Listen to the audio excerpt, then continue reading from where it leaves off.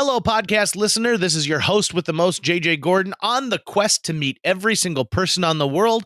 That's why JJ Meets World exists.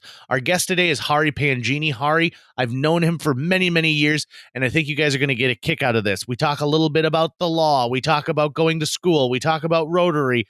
We talk about a very special thing that took place today in Hari's life. I'll let him tell all about it. Plus, I'm going to break down what I feel about paying money to shop at a store. That's right, subscription services, all of that and so much more on today's episode of JJ Meets World. And by the way, if you'd like to help support our podcast, visit jjmeetsworld.com where you can donate to our Patreon, pick up some killer swag at our merch shop, or click the link to Apple Podcast and give us a 5-star review. 1, 2, 3, 4. JJ Gordon, sort of like that Indiana Jones, in that he's always sniffing out his next adventure. Yes, he is. He's always interviewing guests so he can have them on his show and they can talk about pop culture, arts, and leisure. JJ has his flag unfurled and he likes his french fries curled, and he's fun and then he twirls as he goes to meet the world. He will march into the rain even if his ankle sprained. Take a peek inside his brain. This podcast is called JJ Meets World. Not too long ago, I found myself at a crossroads. And the crossroads was, am I going to get a membership to Big Box Store A or Big Box Store B? And as a kid, we had been members to Sam's Club. So I had experienced what it was like to be a member of Sam's Club in the 90s, in the mid to late 90s. And then Costco came to town. And I ended up going with Costco because everyone just raved about how great it is, right? Well, after I had passed that crossroads, I had made my choice. I realized, gosh, I'd also like to have a subscription to Sam's Club. I'd like to just be in there. And so I got a trial membership and I enjoyed it. And there's things that I like at place A and there's things I like at place B. Here's the problem that we run into. I am paying to go buy stuff. I don't have there's no benefit to me other than when I spend money versus something like Amazon Prime where I can watch content. And so even if I don't shop on Amazon, I still get some benefits. This last week on my radio program, I talked about the fact that Walmart is launching Walmart Plus, which, by the way, I haven't heard of that. You haven't heard about that? No. Oh, well, I'll tell you all about it. But first, I want to rant about this. Corporate America, stop adding plus at the end of your friggin' brand.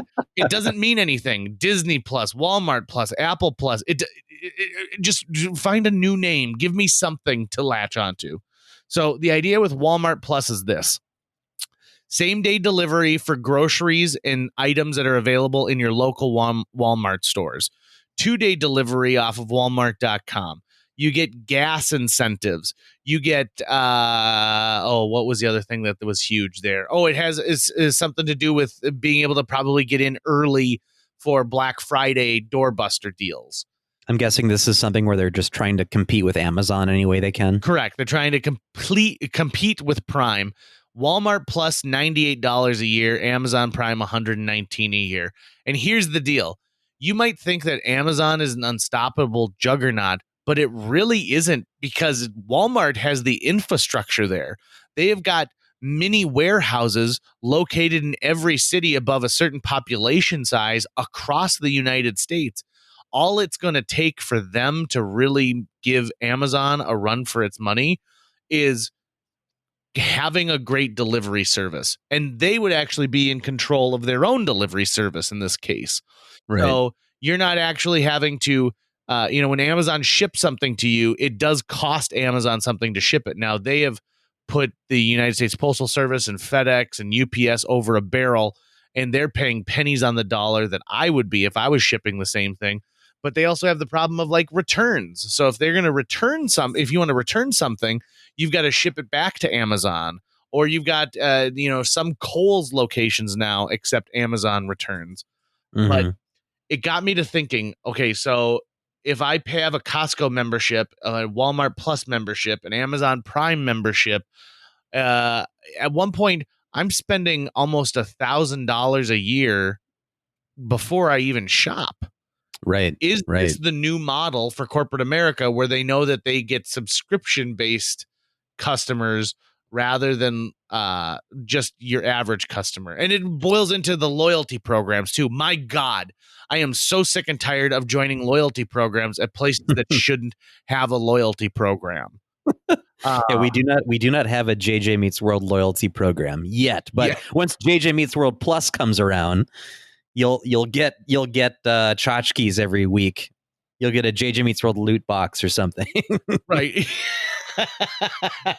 Oh God, our loot box would be so sad. But no, it's because of like the so many things. Not just retailers are adopting this, but it's like video games adopt this, software adopts it. Software as a service, games as a service, and the reason they want the primary reason that they want the subscription model is it totally irons out their cash flow, because now like Adobe, which we use Adobe Audition to edit JJ Meets World. I use it for all sorts of stuff. It used to be that if you were going to use Adobe software, you would make a one-time purchase of a piece of software, and that was the version that you got. And then when they upgraded it to like the next version, you'd have to pay for that one. But that means that they're coming out with a new product once every 2 to 3 years. And so most of that purchasing is happening when that product launches. Very little of it sort of tapers off after that. So they have these really big bursts of money coming into their system when they realized, well, let's, instead of charging a lot of people up front, people are willing to sign up for like a $10 a month or $20 a month subscription fee, which they see as easier to build into their budget. And then we know for a fact that we have X amount of dollars coming in every month. And it just sort of irons out the cash flow situation. Yeah. And it makes total sense, right? By the way, this is a prime time to tell you we have a Patreon. You can go and give us some money every single month. It would really help with us. Lowest membership is $1. Little as $1 goes a long way. You're not going to get any shopping perks, I can tell you that much. If you want a pair of my old underpants, that could be arranged. I'm throwing a couple pairs out today. But it's something to think about. And I also want to say, I want you to be budget conscious, because if you are someone who listens to this podcast, I would say you should take a quick look at your credit card or check card bank statement and add up all of the monthly subscriptions you're a part of and ask yourself, am I really utilizing this to the price that I am paying? Because I recently went through and realized, we cut the cord, right? We cut the cord from cable to save all this money. I'm paying more now than I was when I had cable. I did go through my budget fairly recently, and I dropped a bunch of subscriptions that I had because I was buying into that notion of it's $6 a month. What is that? That's nothing. But that nothing definitely adds up over time.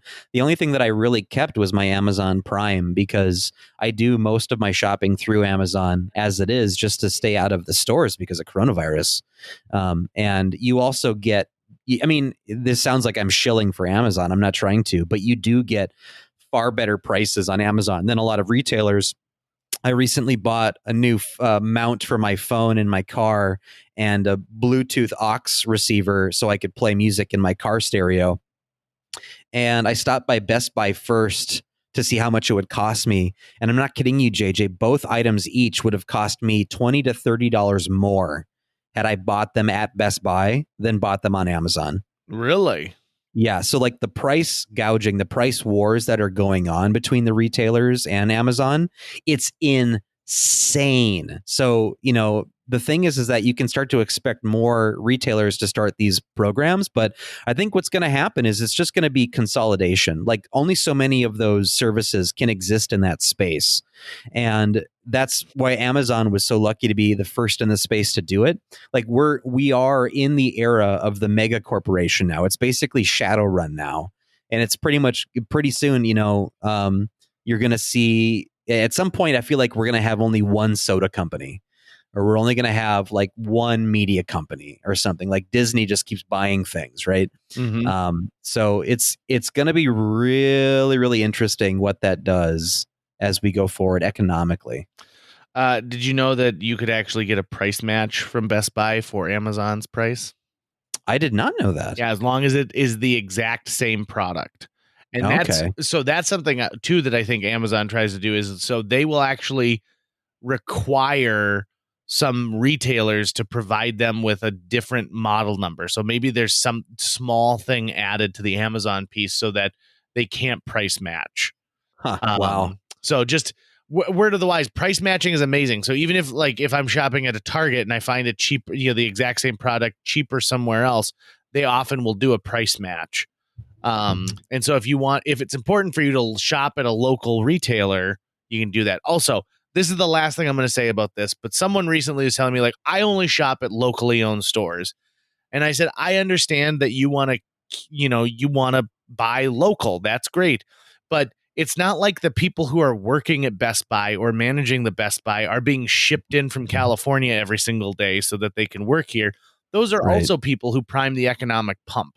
So their paychecks go into local banks and get spent at local places. So, cut them a break. But when you buy online, you for sure are sending your money 100% out of here. The only person you're helping is the driver who ends up getting it to your door. And even that, they're trying to replace those people with drones. So we'll see what happens.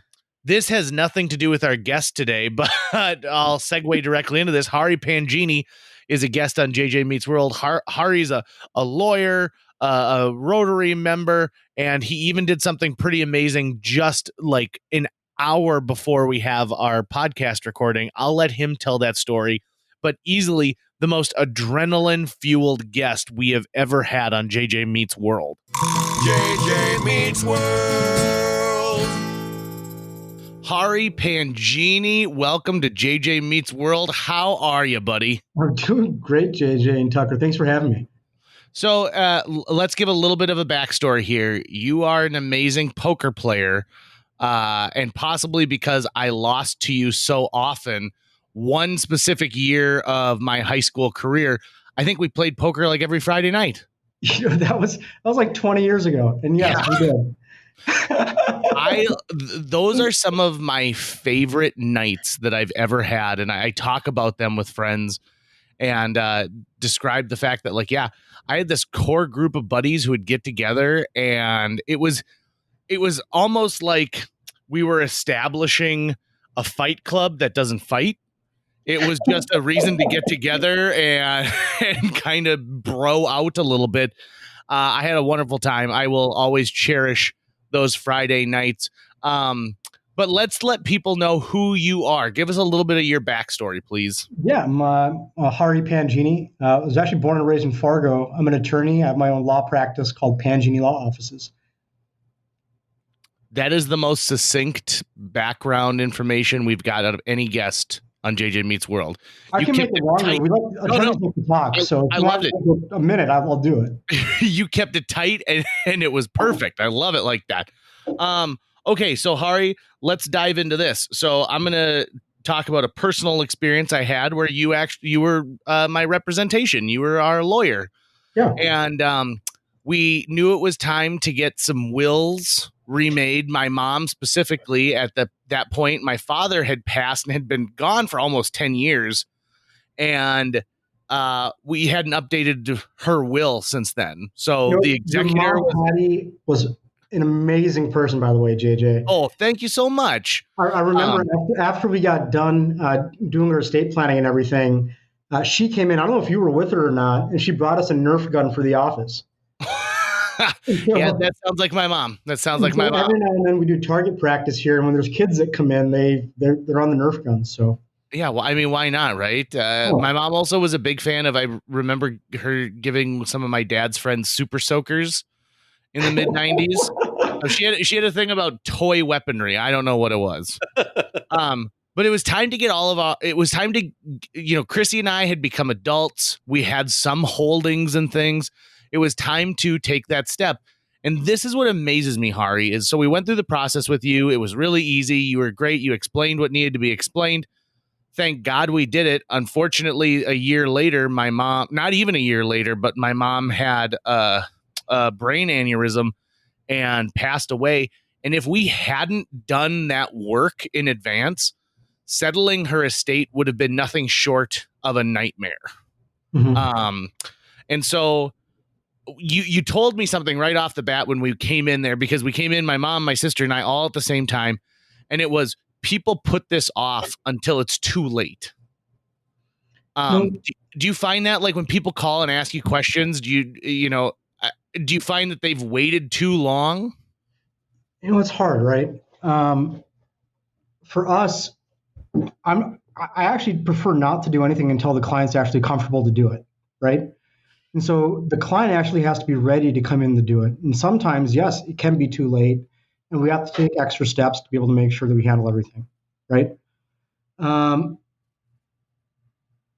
reason we don't push people to try to come in and say, hey, you need to get this done, right? Until they're actually ready.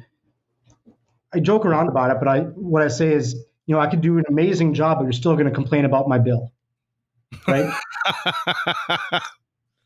And, sometimes it takes a crazy life event or something else, or someone pushing you and actually understand, like, I need to get this done.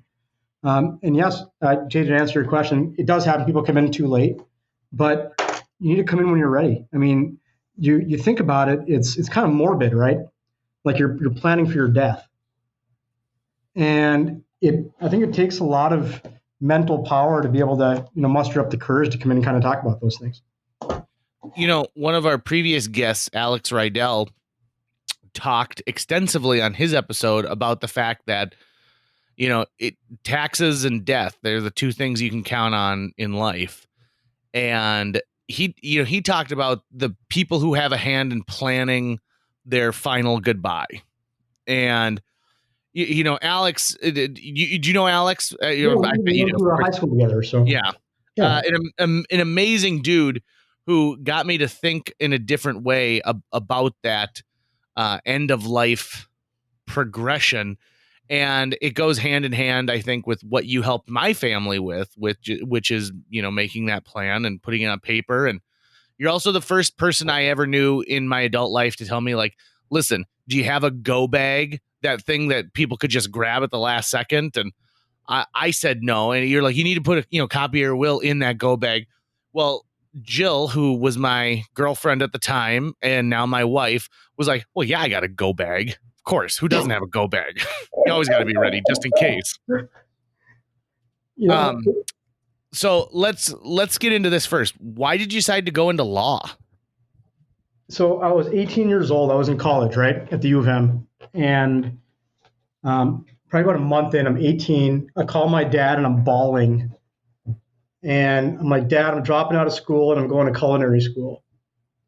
And for 30 minutes, it was just the longest string of profanities you'd ever hear.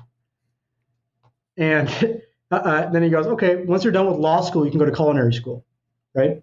And so actually, when I walked in law school and got my diploma, the parents were sitting in the back, right? And I whispered in my dad's ears, like, guess what? I'm going to go to culinary school now. And he just giggled, like, knowing it's never going to happen. But really what pushed me into it was the next step. I was ready for it. I kind of did some stuff in high school, like some mock trial stuff. I kind of enjoyed it. And I think my major kind of pushed me into it too. I was a poli-sci in sociology with an emphasis on law, crime, deviance, double major. And so it was the next right step. So law school, I think we all know, is a long process, or at least if you've ever seen any movie about someone who's been a lawyer. Start to finish, how long was the process for you? Okay, law school was a blast, by the way. So law school is 3 years long, and it's, in the past, when you're at orientation, they used to say, look to your left, look to your right. One of you is not going to be here, at the end, and that's really not the case. The attrition rate of law schools is pretty minimal, and it's different than regular college or high school when it comes to grading. And so for us, pretty much the finals was 100% of your grade, right, for a lot of your classes. And so you start class in like middle of August, and then your finals are in the middle of December. And so, you're keeping up with the reading, you're trying to keep up, and, really come mid-November, beginning of November, you're full on. and you're hitting the books and you're doing it super hard so you can get ready for finals, about a month before. So I don't think that I've ever seen somebody who followed their passion into law decide, a few years later, be like, nope, it didn't work out for me. I decided I'm going to open up a bar that's it's an homage to Cheers instead. I don't see anybody doing that. And I've known a couple people who've gone into law, and it's difficult because really you're never not done learning. I mean, you constantly are having to stay updated, and it's not like when you become an accountant and you've learned how to work a spreadsheet and you know that it's going to stay reasonably the same for the rest of your career.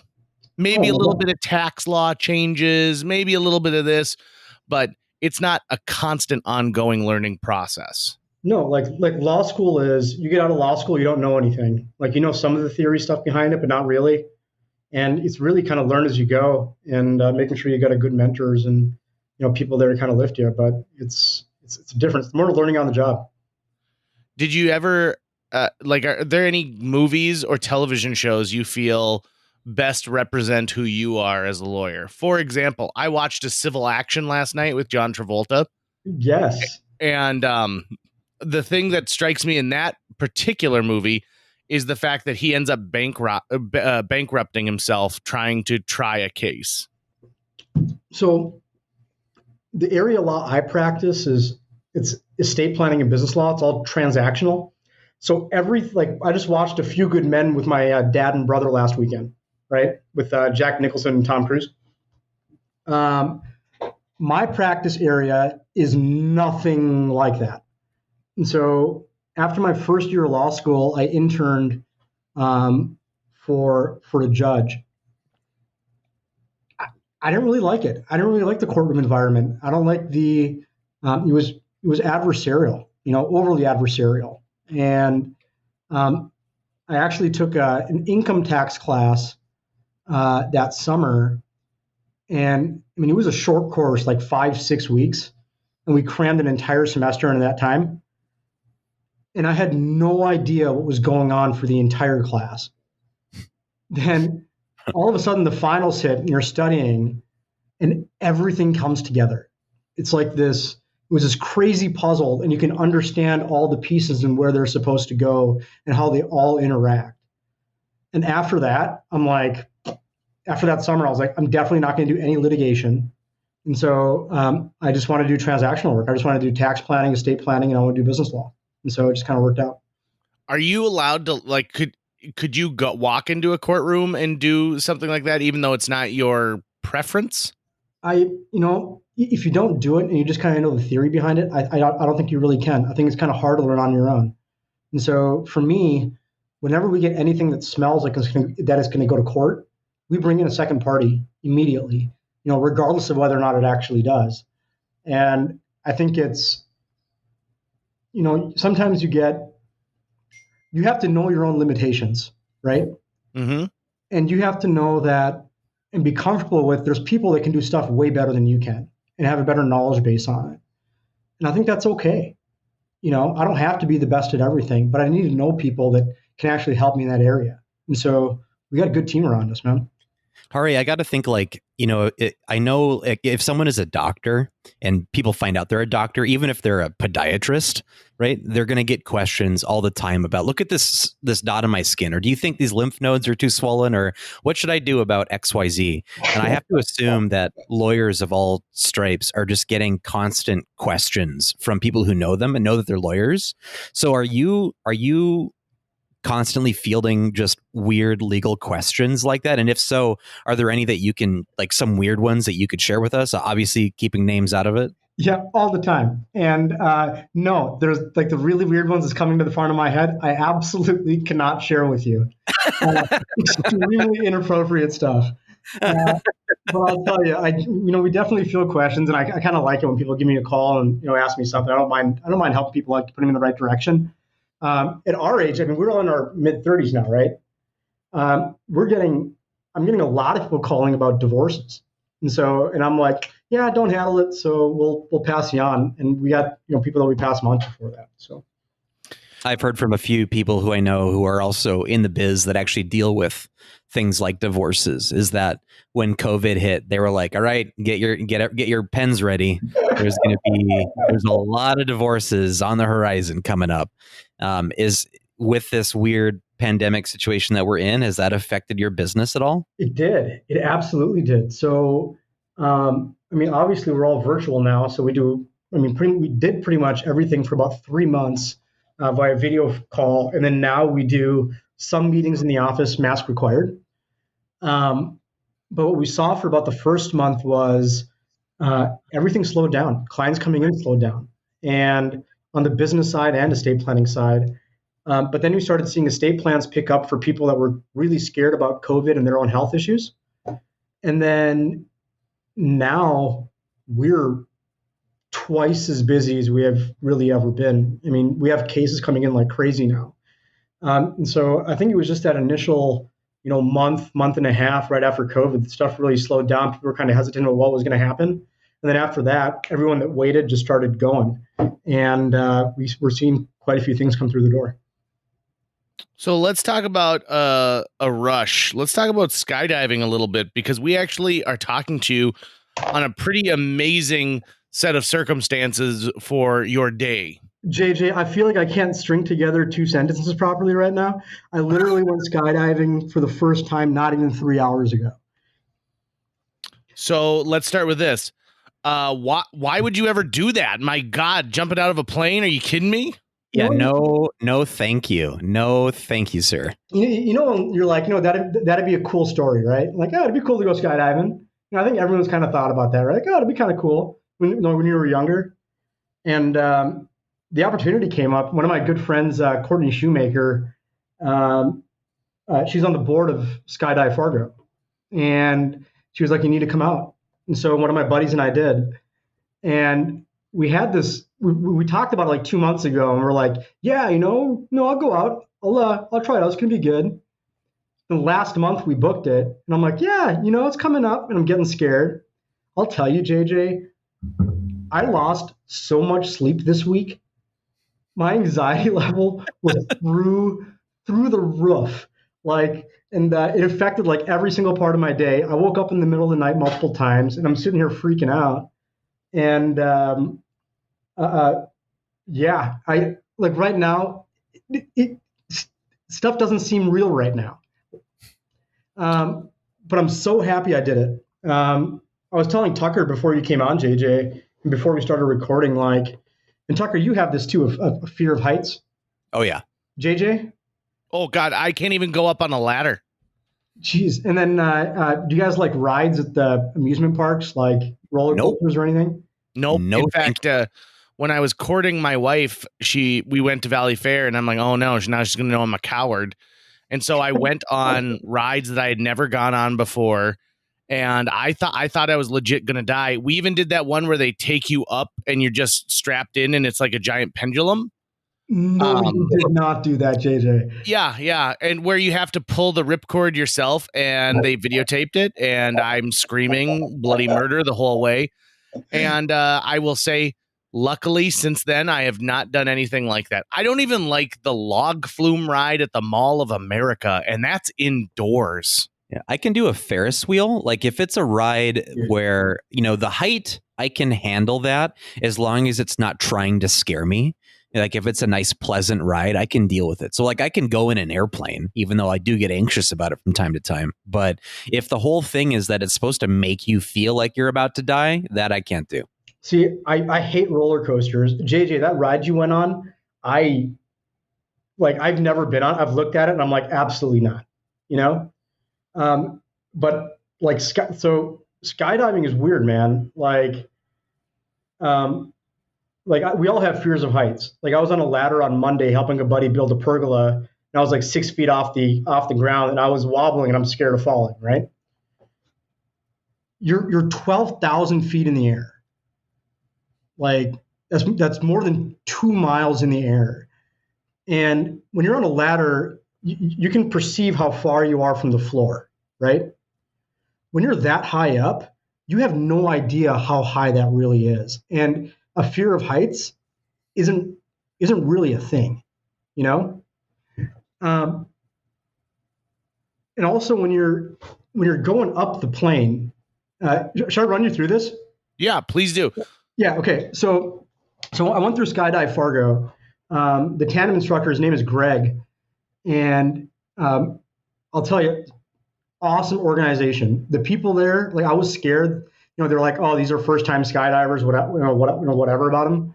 No, they were really inviting. We BS'd a lot of fun to be around.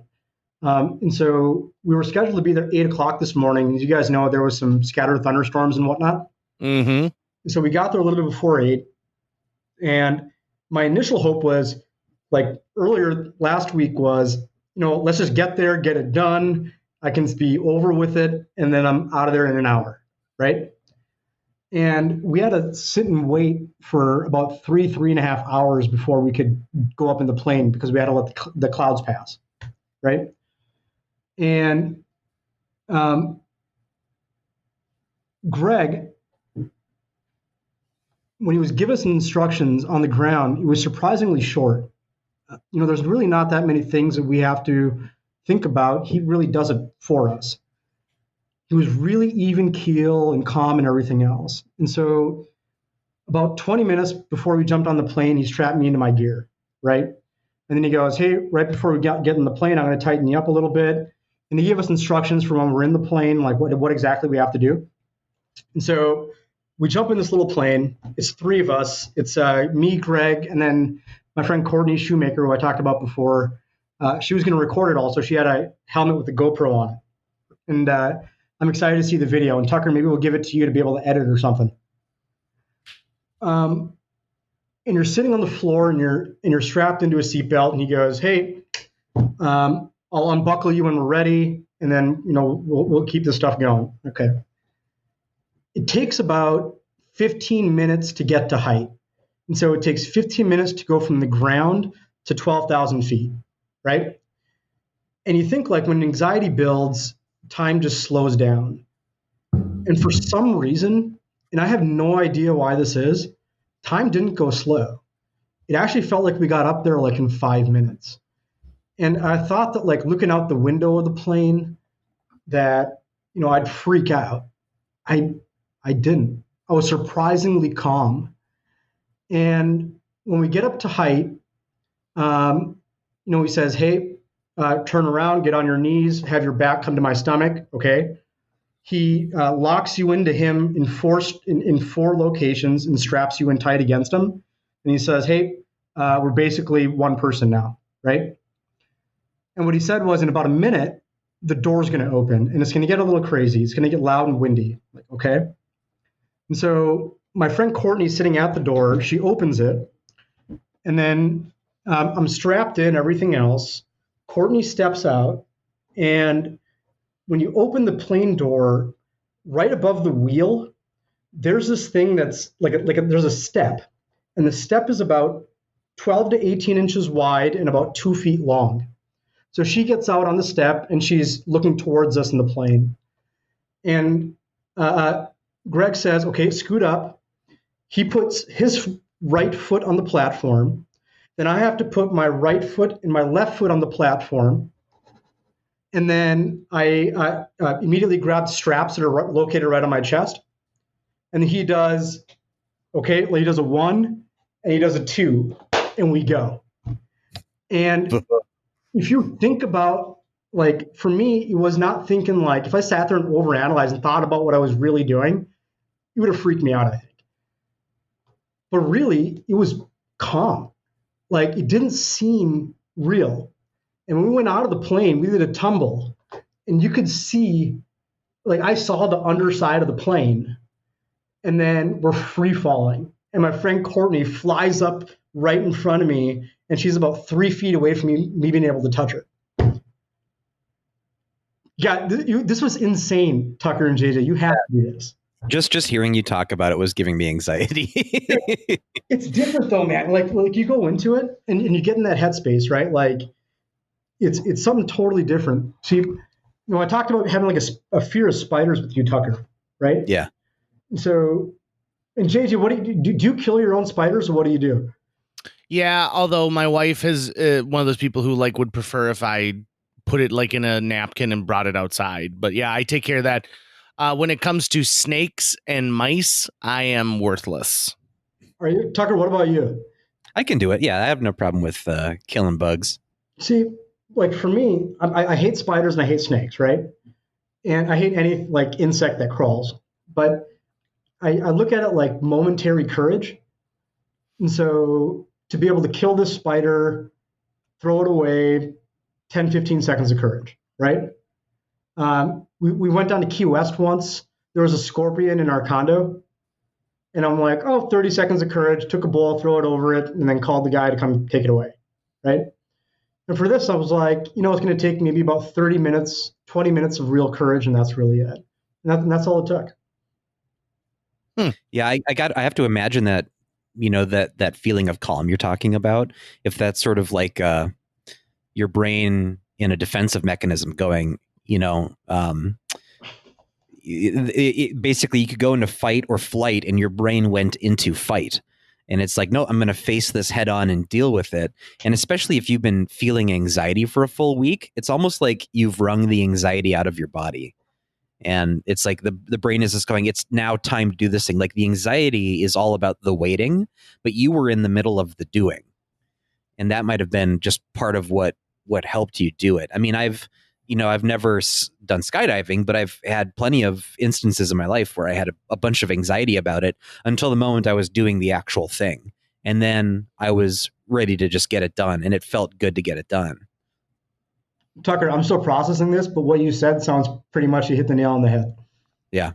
Okay. Now, like, I keep wondering, like, did you see any birds? Were they looking at you like, what's that guy doing? Dude, I did not even thinking about birds. But I'll tell you, so you free fall for about like, I don't know, so you jump out at like 12,000 feet, you free fall for about 40 to 50 seconds, and about 5,000, they pull the cord. And so the canopy is open and everything all of a sudden just slows down. It's super calm. I can hear Greg behind me. We're talking all the way down. It's about 5 minutes down to the ground. And I will tell you, dude, it was so unbelievable. I would absolutely go in a heartbeat. So the thing that I would worry about is if I was in charge of pulling a cord and not having the just kind of passing out and not pulling it or pulling it too soon.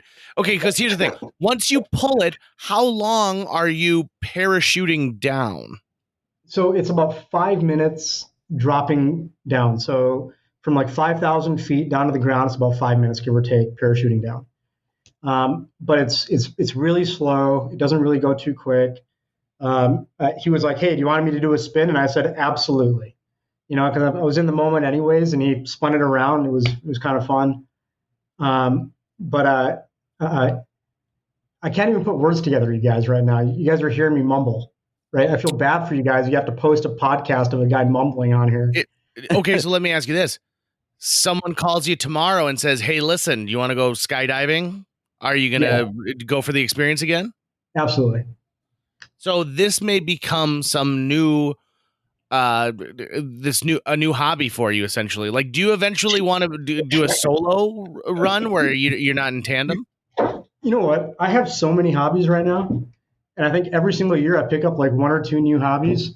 I don't think this is going to be a hobby for me right now, but if I had the experience for another tandem or two or something else, I think I would absolutely do it. And so, yeah. My dad had a plant foreman who worked for him who was an avid skydiver. The type of guy who did jumps all the time, just nonstop. He did the Santa one where you dress up like Santa Claus, and he's done patriotic ones. And I ran into Dean a few years ago and I said, "Hey, are you still skydiving?" And he said, "You know what?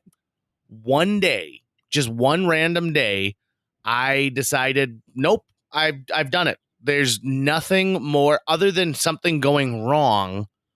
There's nothing with this I haven't experienced at this point." And I don't want to get to the point of where I tell a story with my leg, shattered in 5 places.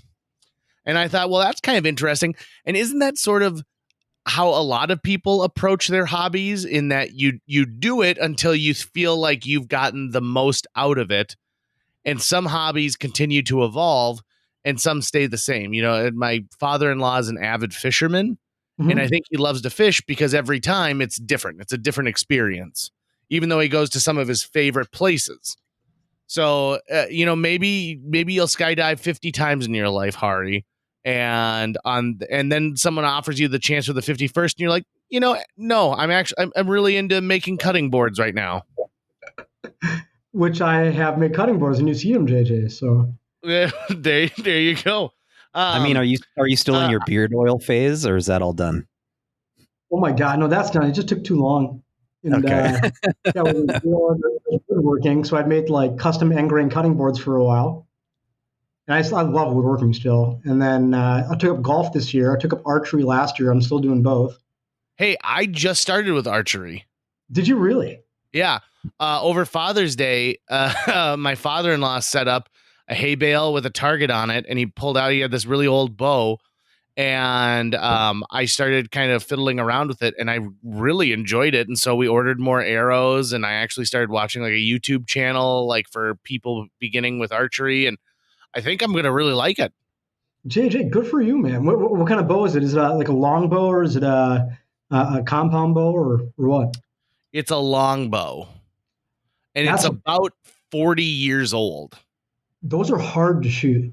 Yeah, they really are. Like, I kind of expected like, oh, I'll just pull it back and I'll get it aimed. Well, the amount of tension on that is just amazing. Like, you really need to control your breathing during it. I'm amazed at how much skill goes into archery. It's not just making sure that you line it up. Right now, I'm trying to get it good enough that I can hit an orange from about 40 feet. You know what? That's not easy with the compound bow. I mean, you're talking like the amount of tension on that? What is it, about 50 pounds, 60 pounds? Sure, that sounds about right. Yeah. So I mean, when you look at like a compound bow, it has those gears on the top and bottom, right? Mm-hmm. And so when you pull that back, and then all of a sudden you're at about 2/3 back, and you go to the last 1/3, it kind of flips over. And so it's really easy to hold back once you've pulled it back, right? Interesting. Where you, JJ, with the longbow, you have that tension and you experience that tension. It just gets more and more all the way to even when you're holding it back, right? Yep. And then I don't think there's a sight on yours too, is there? There is a simple, I mean, I wouldn't call it a sight, but there's a simple little triangle shape that you can kind of use to gauge where you're going, but it really has almost zero to do, because I noticed that even if I get that triangle, what that like sight would be lined up with exactly what I want, it's hard to know the amount of tension I need to create for it. And so I might have it perfectly lined up, but I don't give it enough effort. And so it doesn't even get to the target. It lands in the ground before it, or I give it too much and it flies right over the top in some way. And so now, when you're pulling back, you like anchor against your face, JJ? Oh, I'm sorry. Say that again, Hari. So when you pull back, do you anchor against your face with the longbow, or how do you do that? I did the first time, and then I ended up pinching myself. So I floated it a little bit off my cheek. I was also using gardening gloves as my glove, and then I was using a 3-finger like pull method. Okay. I've learned a lot since then. I'm picturing both of you dressed up as the actors. I'm picturing both of you as dressed up as the actors from Robin Hood Men in Tights, and I don't know which one of you looks better. You both look good. Oh my God. Oh, I'm definitely Little John, and then Hari would have to be Robin Hood, I think. If right. you're gonna. But it's funny you mentioned that, Tucker, because I played the Robin Hood, the Kevin Costner one, the theme song, the main theme from it. That was my bow music with Morgan Freeman. Yeah, That's a And great movie. okay, so you got into archery. So what got you into archery? We had a couple of friends in the Parks District had a class. It was like $60, and so we all joined the class together, and we do it every week. And I think after the first day, I'm like, this is a lot of fun. And so I ended up buying my own compound bow like a couple of months later, and I've been shooting ever since. I have a membership over at Sandhills in West Fargo. Have you guys heard of Sandhills? No, I never heard of that. It's awesome. It's an archery club. And so they have an indoor range you can shoot up to like 30 yards. And then they have an outdoor range that goes up to like 100 yards for targets. And then they have this 3D course. So like your 3D deer and bears and all that kind of stuff. And so those are set up in the woods, and they range from like, I don't know, 20 yards all the way up to, I don't know, 60, 65 yards. And you essentially like shoot one animal and you walk through the woods, shoot the next one, and you go all the way down. And it's a blast, man. It's awesome. When I was able to do a 3D like virtual reality experience, which is also another great episode of JJ Meets World. One of them was you're kind of in this medieval castle setup, and it's a bow. It's like an archery piece, and I had a lot of fun playing it virtually. So I figured I'd have probably as much fun, if not more, in a physical environment. And so what you're describing there is what I've always wanted. I've always wanted that experience of kind of where you're walking around. You're not just in front of a target in a line shoot type setup. So that sounds like I'm going to have to look this up because this sounds like a ton of fun. Hey, if you want to go, you let me know and we'll go together. We can be bow buddies. Tucker, yes. Tucker, you're coming. Yeah, it works for me. Tucker, you might actually really like it, Tucker. I think that I bet I would. Here's what I think is the. Go ahead, JJ. I think the thing that you would like the most about it is it, like, okay, so I understand that people really like the rifle range and they like going to the gun range, but to me, I don't like the noise of it. I find it to be, kind of off-putting hearing the sound of like a gun being fired. Mm-hmm. And so with this, other than a little like, you're really, it's not a noisy thing per se. It's kind of, you get that silence. And also, it's reusable ammo too, so it ends up being a little cheaper. Yeah, I think that Hari is exactly right too. Like, I love the fact that even the first time I did it, I had maybe 4 arrows, and one of them became my favorite arrow. And I thought, oh, I'm much better with this one than I am with the rest of them. I get to pretend I'm Hawkeye. Yes, Tucker, you better dress up as Hawkeye when we go, by the way. Deal. Hari, so I also know Rotary is a big part of your life as well. You love Rotarianism. How do you guys know about Rotary and me? Because I know a couple other people who are in Rotary with you who talk about when I'm like, oh, I know Hari Panjini and I know that he's in Rotary. And they always have the same thing. They always compliment the fact that you've got this great attitude and you've got the best smile in Rotary. Jeez. Yeah, doubtful. I appreciate that, though. No, I've been in Rotary for over 10 years now. And there's 5 local clubs, and we're the Fargo Rotary Club. So we meet downtown. We've been around. Our club has been in town for over 100 years. Wow. And so we're one heck of a service club. And when I first joined, remember Matt Langemo? Yeah, sure do. Matt Langemo was the guy that got me into it. And he brought me into a meeting, and I ended up actually knowing about 3 or 4 other members there. And I'm like, all right, this is it. I'm joining this one. And I'll tell you, it's nice to join an organization with other community leaders. And it's not business at the forefront, it's charity, right? And I was born and raised in Fargo. I don't think that I would have had any near the connections that I do in town to different people and industries if it weren't for Rotary. So is it the ritual of Rotary that you like so much, of getting together every single week and being with like-minded people who want to support the community? Is there something specific? Because I mean, there's a lot of great organizations, right? There's Kiwanis and there's the Lions Club. That's part of it, is we meet every week. But I joined the board. I think I was on the board for about 6 years. I was president a couple of years ago of the club. And then I left the board just a couple of years ago after my presidency because we started getting a lot of new members. And my mindset is, if you want to keep members engaged, especially new members, to be part of the club, you have to be willing to let them take positions of power and get involved in the club, right? And our motto is service above self. And I'll tell you, we did a lot of good. And yes, there's a social aspect to it. You get to meet a lot of people. Some of my closest friends now are Rotarians. But you do actually have an impact. And, when I first started going, it was the social aspect was what it was all about, right? Or that's all you kind of saw. But when you start getting involved and you're on the board, and how much do you guys know about Rotary, by the way? I know that it's not named after the style of phone. Yes, that is correct. Okay, so quick overview on Rotary. So Rotary is one of the finest international service clubs in the world, right? It's international. And it's broken down into districts. And so our district is District 5580, and it encompasses North Dakota, part of northern Minnesota, going up through like the Iron Range, and a little bit up into Canada. Okay?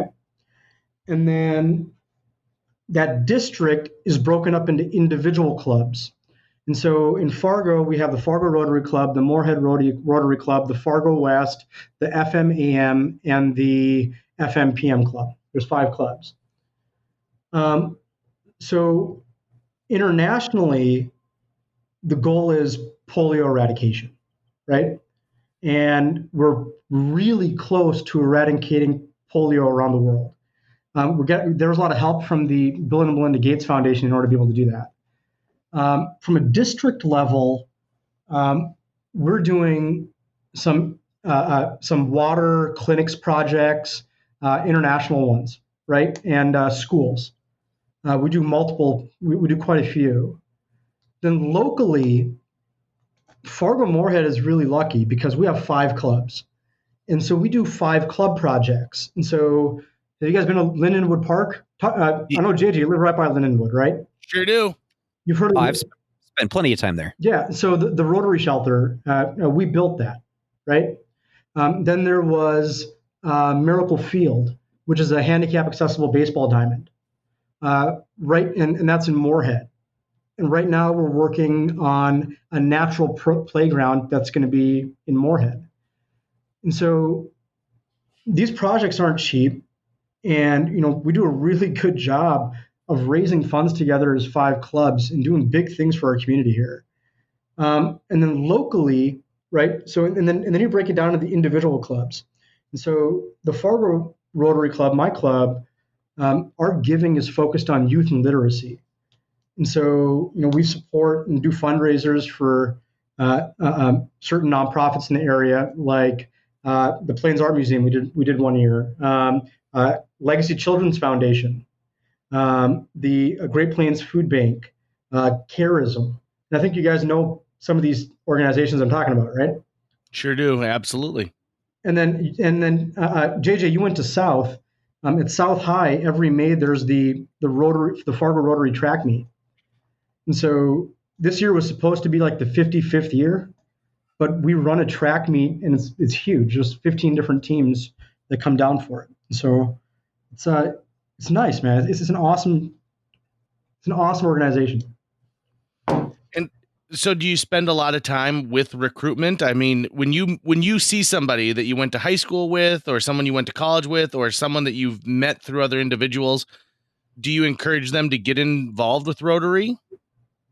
I think I approach it like I think everyone has a different approach to recruitment. Sometimes are you guys involved in community organizations at all, or have to do recruitment of members for anything? Oh yeah, absolutely. I mean, I can't tell you the number of boards I've sat on over the years and the amount of different groups where they're always I always remember the not the bad groups, the groups that have trouble finding new members, having long discussions about membership rather than just saying, "Well, why did you join?" and then running with that idea and saying, "If this is what works out really well for you, you should tell that story." Mhm. I've been part of a couple groups in the past, but right now the only group that I'm currently with is my theater company, Theater B. Mhm. What took you away from the other groups, Tucker? It was mostly scheduling and time, and the things that I kind of dipped my toe into, but didn't really stick with for the long term. Nothing against any of them. It was just more or less. I didn't necessarily find, like, I think a lot of people when they join organizations, they're looking for, besides the mission, they are just looking for that sort of socialization. Mhm. And I actually get so much of that through Theater B and through some other circle of friends and through work that it was mostly a time thing. And I think like when for us it was, you know, we took a long time to kind of figure out the approach we wanted to take when it came to membership. Um, and yeah, we could have really shot up our numbers if we went for quantity versus quality. But I think what we tried to do first was really understand what it took to keep a member. And so in order to do that, you have to understand why members leave as well, right? And we figured that out. We made a couple of tweaks, and then we wanted to make this onboarding process for when we brought on a new member that it would be more likely that they would stay on. And so Tom Tweeten was the membership chair, him and Jay Borland, who's now the president. And they worked really hard on member engagement to be able to create like a passport to where, you have to do these certain things and you get kind of a stamp on your passport, And they started a mentorship program. So members that have been there for a while would mentor a new member coming in. And we would encourage the new members to get involved because what we found was it was always about member engagement, right? And what that meant was, every week we meet on Wednesdays for lunch, and we generally have a speaker from around the community come and talk. And what we had a lot of nonprofits come in all the time, which we love having nonprofits, and it's great to learn about what they're doing in the community. But we wanted to learn beyond that. We want to learn about businesses in the community, random things, like about walleye fishing. We had 20 Below Coffee come and talk about roasting coffee and how to make the best cup and where their beans come from, And we kind of wanted to jump into more of a variety of topics to get people engaged. That was one area. Also, it was social events. And so, every single month, we wanted to be able to have some kind of a social event to be able to get people together, not just members, but family members as well, And so bringing kids in. So we started doing Red Hawks games. We started doing Fargo Force games as well as group activities. And then we looked at volunteering, right? And so, yes, you have the social aspect of it, come into a meeting all the time, but what about actual volunteer opportunities? And so every single month we started doing different volunteer opportunities in town. Then it was making sure that we invite and bring on new members onto different committees so they could see the behind the scenes and see how the club operates, build those relationships, get those experiences with other people, right? And it's been working. I mean, our member retention is fantastic, and it didn't happen immediately. I mean, we definitely lost some members in this happening, but we've added on quite a few, and we've kept a lot engaged, and our retention numbers are better than ever. I think that is a real testament to the fact that people like yourself are so passionate about Rotary. And there's this misconception that a lot of things like Rotary, Kiwanis, are dying organizations, that they had their heyday 50, 60 years ago, and there's no place for them in the modern world. And I think that the exact opposite is true. And the people who believe that are also the people who believe that you can't have an event on a Saturday night during the summer in Fargo because everybody is at the lakes and you won't be able to get anyone there. It's just, it's just something that you keep your eyes closed long enough and you're going to believe what other people are telling you. You got to open them up yourself. Hari, I'm also curious about this as we go on. You are one of the most positive people I think I've ever met. And I think you choose your words very carefully, but you don't have long pauses in between. Hello? How are you? I'm curious to know this. What does positivity play in your life? What does positivity play in my life? Yeah.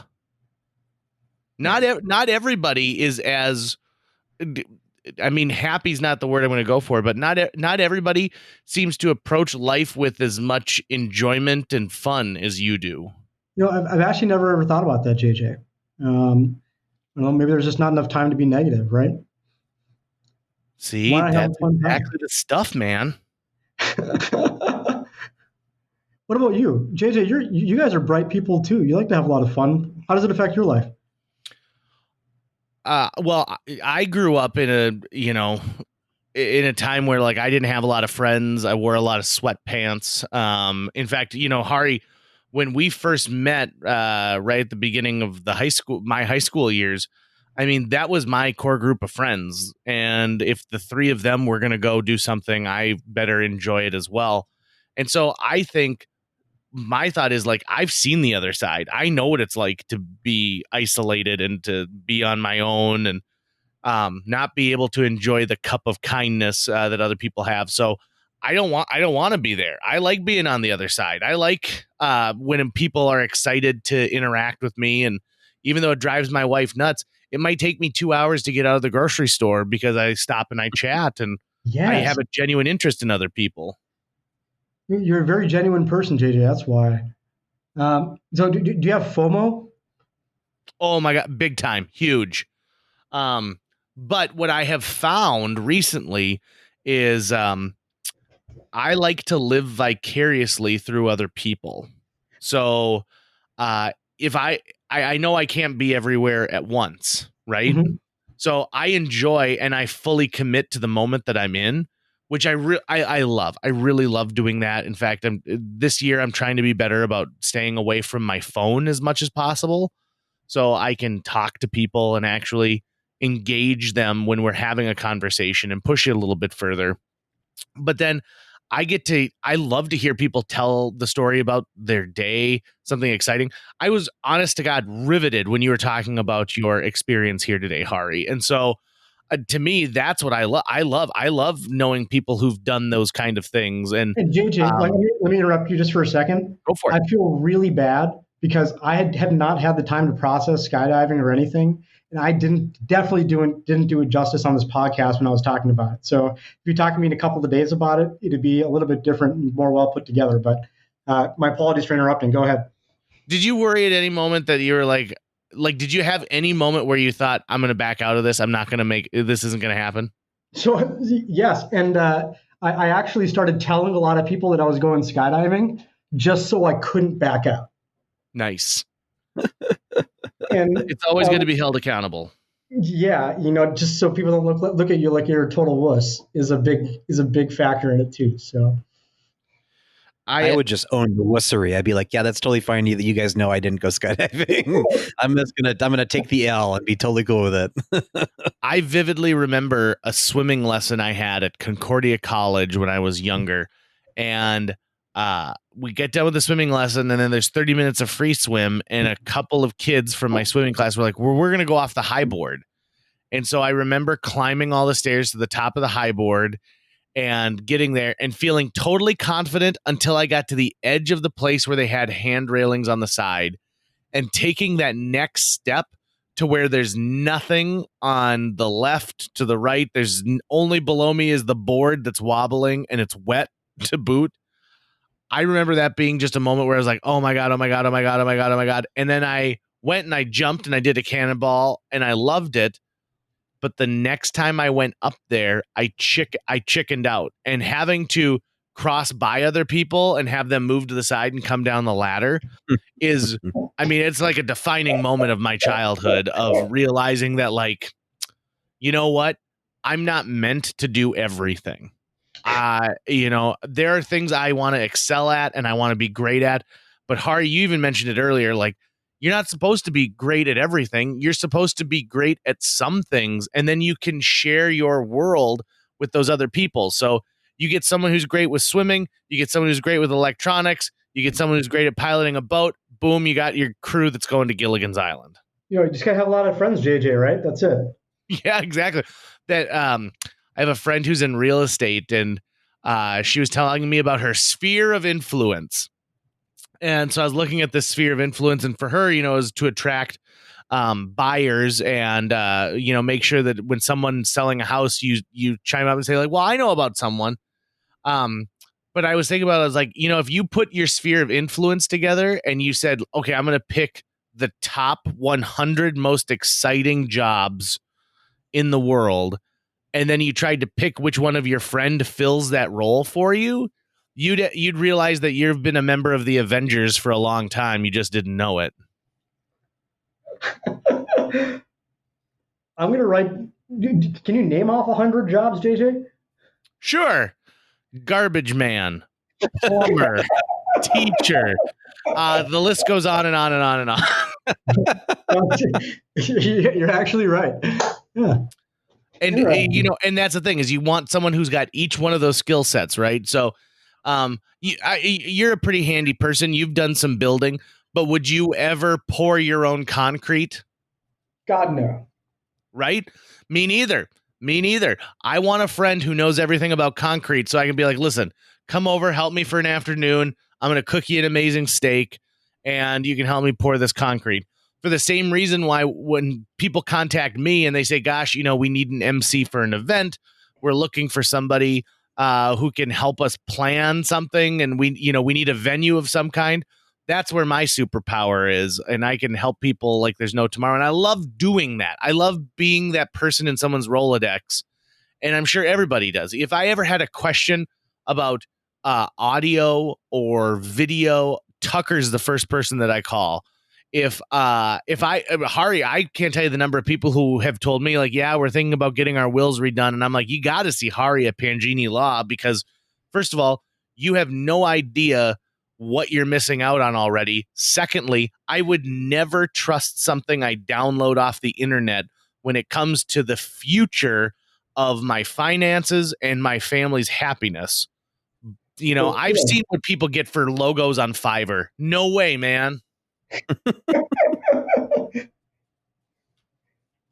Is there such a thing as sky law?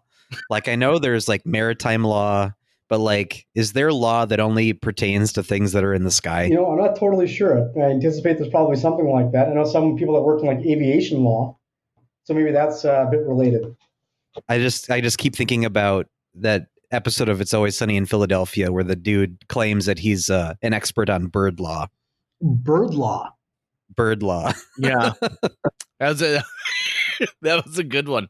Also, I was a huge fan of Cindy Crawford. She was in a feature film called Fair Game, in which she was a plucky lawyer, and she was defending someone she was representing someone in a divorce, and this person had tried to hide their assets, essentially on a boat, and so that's where I learned about maritime law. Nope. You know, there's a couple superheroes who are lawyers. Both Daredevil and She-Hulk are lawyers. Really? Yeah, and Daredevil's whole thing was that he would, you know, bust a criminal as Daredevil at night, but then he would defend them in court as his lawyer persona to like take care of everybody. And She-Hulk is a lawyer for superheroes. So basically, if you're a Marvel superhero and you need a lawyer, you talk to She-Hulk. I wouldn't piss her off. No. When Cartoon Network started Adult Swim back in the day, there was a show called Harvey Birdman, Attorney at Law. Either of you ever watched that show? Oh, yeah. I haven't. It's amazing because it's very tongue-in-cheek. Essentially, they took an old cartoon property and they bought it on the cheap, and they're like, okay, well, we're going to make him a lawyer. and he's going to represent other cartoon superheroes in a way. And so there's one where the character's power was they get really big all the time. So they can grow to be 2 stories tall, kind of like a reverse Ant-Man, but he has a hot cup of coffee and spills it on himself, and he's no longer able to grow large anymore. And so they sue the fast food chain that was selling the coffee. It's a wonderful episode. It's a giant innuendo. I think you'd really like it. Hari, as we wind this thing down, do you mind if we make a little like pitch for what you can do for people out there and let people know where they can find you? Yeah, sure. You want me to make the pitch? You got it for me. Well, I mean, I don't know your phone number by heart, if I'm going to be honest. That works. I'll take it. Yeah. So Hari Panjini Law. So my practice is actually 50-50. We do 50% estate planning, 50% business law, but 80% of our clients are business owners. Give us a ring if you have any questions. 701-205-1687. I'm talking to you sole proprietors out there. You have no idea how much you need an LLC. Get behind that stuff. You make the plan now so that you don't have to have pain later. JJ, we'll skip that podcast. I don't want to bore your audience. So that's right. Get bored in person, and then Hari can bill you at the same time. So those are good bills to pay in the long run. Hari, thank you so much. Always a pleasure talking, buddy. Hey, I really appreciate the time, you guys. Have a great one. That's going to wrap it up for today's show. If you enjoyed this episode and would like to help us continue to produce new episodes each week, visit jjmeetsworld.com, where you can donate to our Patreon, pick up some swag at the merch shop, or follow our link to Apple Podcasts and leave us a 5-star review. You can also follow us on social media. We're on Facebook, Instagram, Twitter, YouTube, all the sites the cool kids are using these days. JJ Meets World is produced every week by Tucker Lucas. You can find out more about Tucker's work by visiting moonbasemaria.com. If you want to get in touch with your host with the most, check out linebenders.com, where you can find direct contact info for JJ or booking information. Hari has these, like, it's like a cupcake in a jar thing at his law office. And he's never offered me one, ever.